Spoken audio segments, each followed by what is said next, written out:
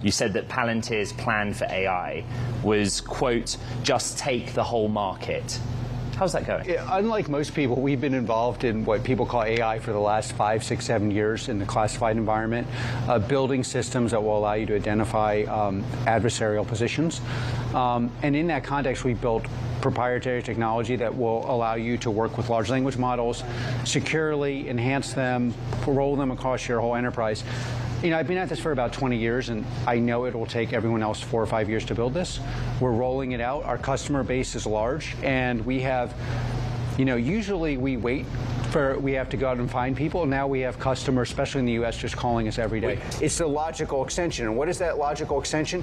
People who've built software products that have been used on the battlefield and used commercially. And you have to ask yourself a question. If your software is so good, why have you not sold it commercially and made yourself billions of dollars? So that simple insight, which you see in the battlefield in Ukraine, which you see in Israel, is something that is hard for institutions to internalize. And the Pentagon, this step is one of the most historic steps ever, because what it basically says is, we're going to fight for real. We are going to put the best on the battlefield. And what is the best? The best is not just not one company. It's a team of people led by the most prominent software provider in defense in the world, Palantir. Our products are built for a world of disunity, disharmony.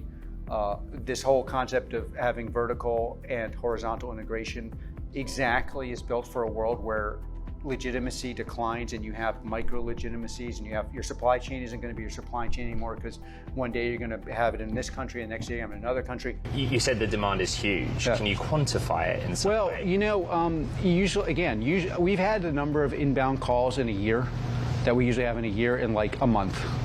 And then if we're at a conference, if you go next door, there are customers showing potential customers how to use our product.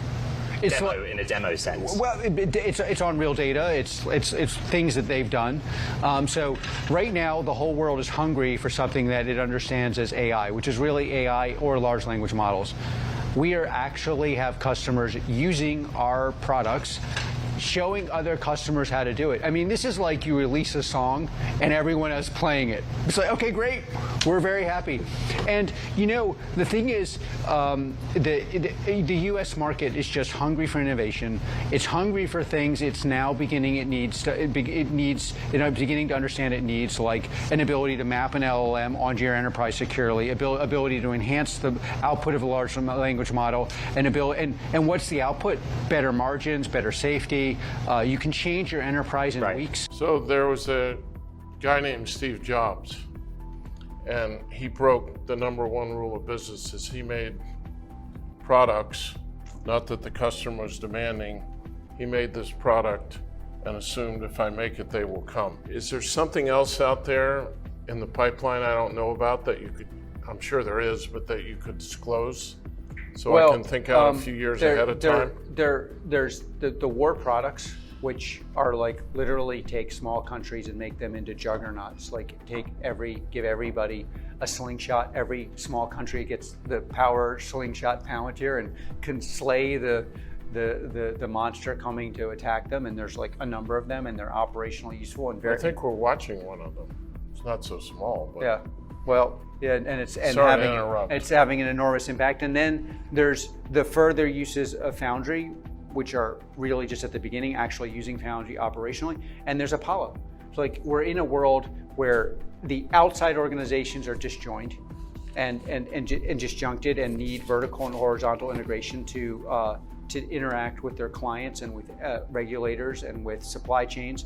They have the same exact problem with software on the inside, which is how we actually have grown from a tiny company with, not growing headcount, but because we maintain our software with the product. Every single company, every single government in the world will essentially have to build something like this or buy it from us. And it's a very, very hard product to build. And that product is, like many of our products, kind of looks very not sexy in the beginning, but then powers a lot of the action. We began almost 2 decades ago with the idea of providing software platforms to the U.S. government as allies. We are very aligned with our customers and with our owners. We are building products that we have come to see are at least 5 years, in the case of our anti-terror products, Foundry, maybe a decade ahead We've built and will be delivering new products to the market. We are completely agnostic to whatever large language model you want to use. Large language models have certain attributes, like they can give you reasoning, but you can't import that reasoning into your enterprise. What AIP does is allow you to take the benefits of the large language model, enhance them with algorithms that we help you build, and roll it securely across your whole enterprise. And what does that mean? It means you get all the benefits of a large language model in your enterprise today. Not in 5 years, not something that writes poetry. We're not offering people poetry writing in their enterprise.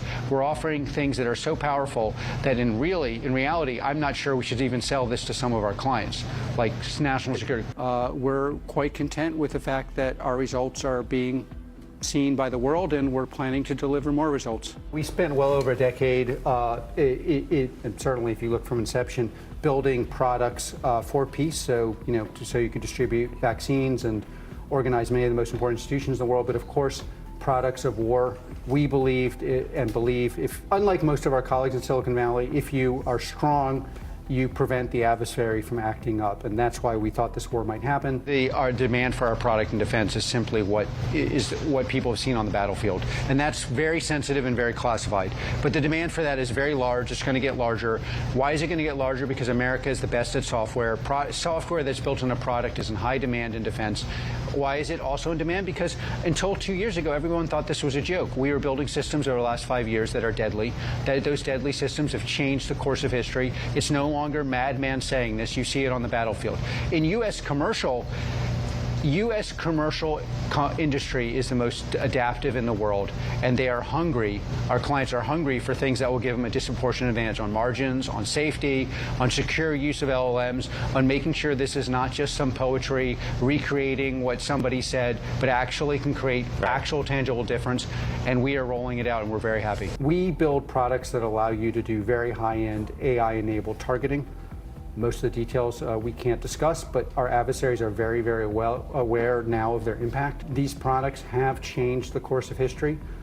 They changed the power structure of America. Our adversaries used to run around the world. We have a very significant business outside of America saying, well, America has liberty and entertainment and freedom, but we're better at fighting wars. We're better at building products of war. We're better at internal surveillance. And now, lo and behold, it turns out those of us who are purveyors not just of war products, but of liberty, most importantly, the United States of America, are not only better at entertainment and having fun, we're also better at building products of war. We're very focused on things that make institutions run better, work better. By the way, work doesn't mean taking out terrorists without data protection. It means solving both problems. And why are we focused on that? Because I believe that actual creation of value is actually what underscores and underpins democracy.